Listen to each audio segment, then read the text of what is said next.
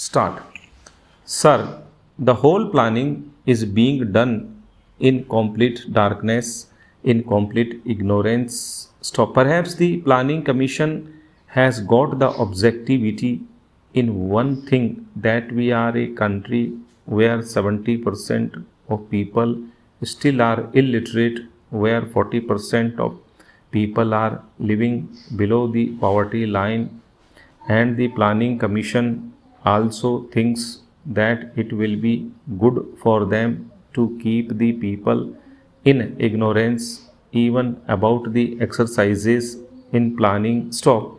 They also think that it will be good for them and for the country if there is poverty of thought in the field of economics. If this is the idea, I do not know what is going to happen to this type of exercises in planning. Stop. But sir, at the present moment, if we take into consideration the economic situation, we find that it is acquiring a disturbing trend. Stop.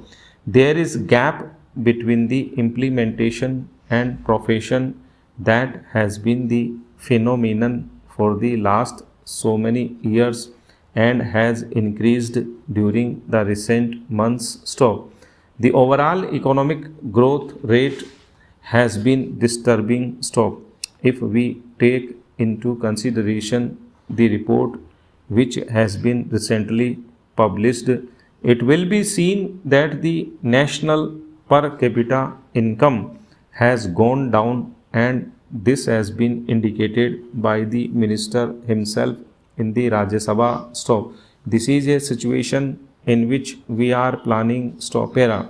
Sir, we are a country where 20% of the people are in urban centers and 80% are in the rural centers, and out of them 30% are agricultural laborers. Stop. What is their condition? Stop. I do not want to go into the type of debate that was raised by my friend and replied to by the minister. Stop.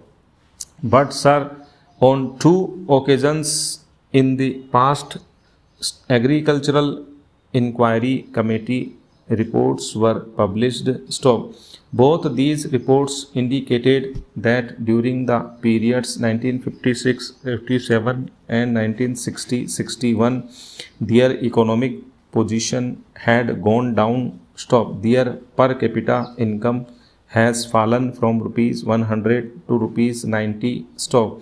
What happened after that? Stop. After that, that type of inquiry was stopped because that was giving a very convenient picture of our country. Stop.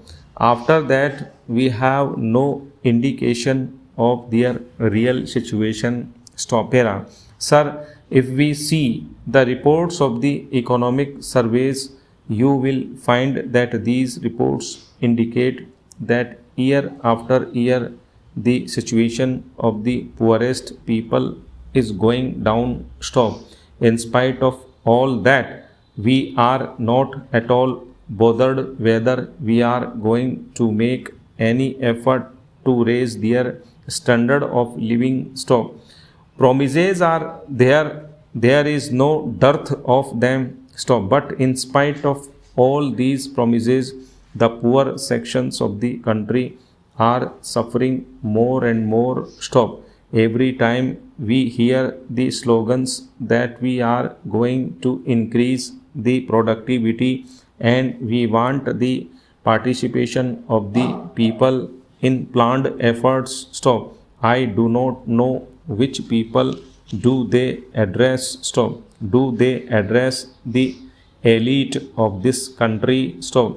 Do they address the members of parliament? Stop. Era. Mr. Vice Chairman, sir, thank you for having given me this opportunity to speak on this Cine Workers Welfare Fund Amendment Bill 1987, which is a welfare measure. Stop.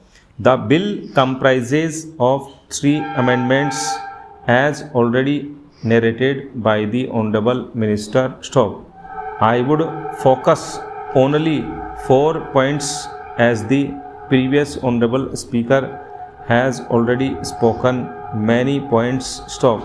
In South, especially in Bombay, Andhra Pradesh, Karnataka and Tamil Nadu, cine field is dominating nearly 75% of the rural or the urban population because the persons living particularly in rural areas have no other easy entertainment than cinema. Stop. Therefore, this has been considered as a vital field in the rural life. Stop.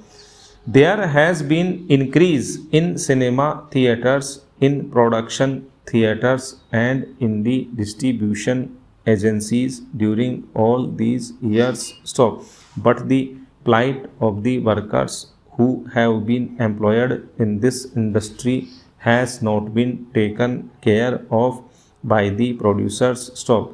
The workers have been employed at the will and pleasure of the employers. Stop. There are no set guidelines or rules for the purpose of employing persons. Stop.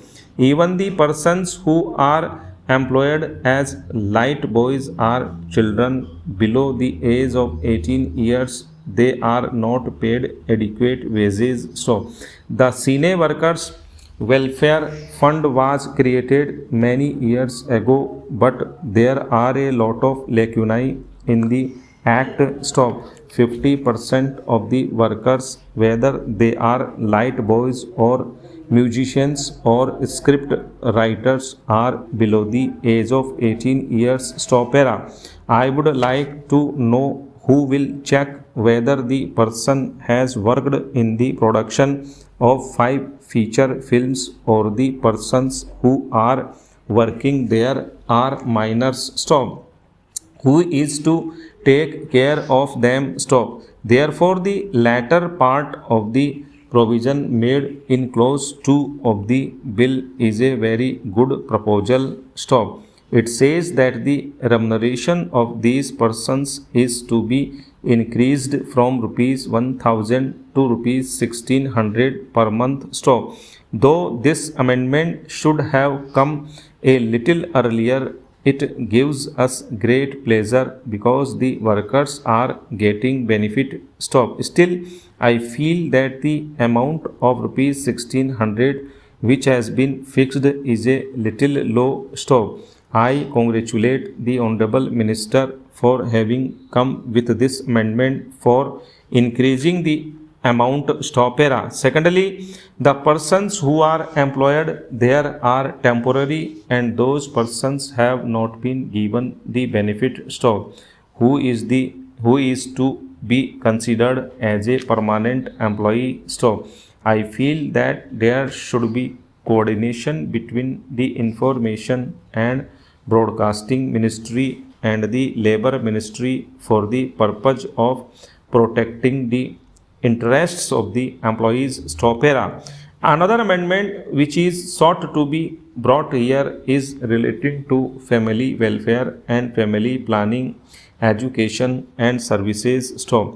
It is a very good proposal which seeks to cover a wider area. Stop. I welcome this amendment for the reason that it takes care of the family and children of cine workers. Stop. I would, however, like to seek one clarification from the Honorable Minister. How will these benefits be given? Stop.